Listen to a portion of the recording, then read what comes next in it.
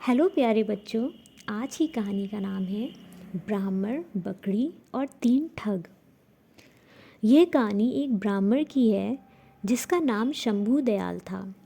वह निराला नाम के एक गांव में रहता था। उसका व्यवहार अच्छा होने की वजह से लोग उसे अपने घर में बुलाते और दान दिया करते थे। गांव में कहीं भी पूजा पाठ हुआ करती थी तो लोग उसे निमंत्रण देते थे। एक दिन उन्हें एक सेठ जी का निमंत्रण मिला। शंभू दयाल सेठ जी के निमंत्रण में गए और जब वे वापस लौट रहे थे तब सेठ जी ने उसे दान में एक बकरी दी ताकि वह उस बकरी का दूध पी सके। इसके बाद वह बकरी को अपने कंधे में लटकाकर वहाँ से चला गया। जब वह ब्राह्मण बकरी को अपने कंधे पर रखकर लौट रहा था तब 3 ठग लोगों की नज़र उस पर पड़ी। उन तीनों ठगों के मन में लालच था। उन्होंने एक षड्यंत्र बनाया जिससे कि वह उस ब्राह्मण से बकरी ले सके। वे तीनों ठग दूर दूर जाकर खड़े हो गए। शंभू दयाल अपने कंधे में बकरी को रखकर आगे बढ़ रहा था कि तभी पहला ठग उसे देखकर जोर जोर से हंसने लगा। ऐसे में ब्राह्मण ने उससे पूछा, क्या बात है, तुम मुझे देखकर हंस क्यों रहे हो? ब्राह्मण के प्रश्न पर उस ठग ने जवाब दिया, महाराज मुझे माफ़ करना, लेकिन मैंने पहली बार देखा है कि कोई ब्राह्मण एक गधे को अपने कंधे में उठाकर ले जा रहा है। यह कहकर वह ठग फिर से हंसने लगा। शंभू दयाल ने उसकी बात पर ध्यान नहीं दिया और वहाँ से आगे बढ़ गया। चलते चलते रास्ते में उसे दूसरा ठग मिला। दूसरे ठग ने भी षड्यंत्र के अनुसार उस ब्राह्मण से कहा, क्या बात है महाराज, इस गधे को चोट लगी है क्या जो आप इसे कंधे पर ले जा रहे हैं?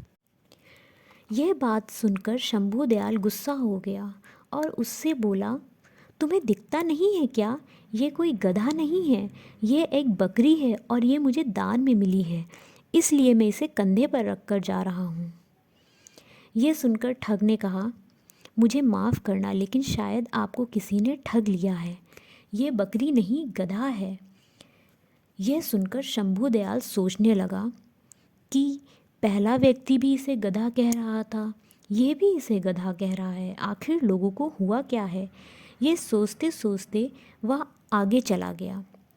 चलते चलते उसे रास्ते में तीसरा ठग मिला। तीसरे ठग ने भी षड्यंत्र के अनुसार उससे कहा, ब्राह्मण देवता, आप इतनी तकलीफ़ क्यों उठा रहे हैं? लाइए इसे मुझे दे दीजिए, मैं इसे आपके घर तक छोड़ कर आऊँगा।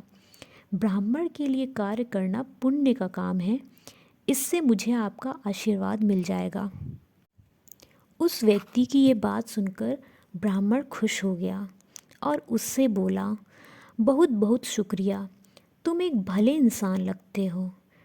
फिर उसने वह बकरी को सौंप दी। वे दोनों एक साथ चलने लगे।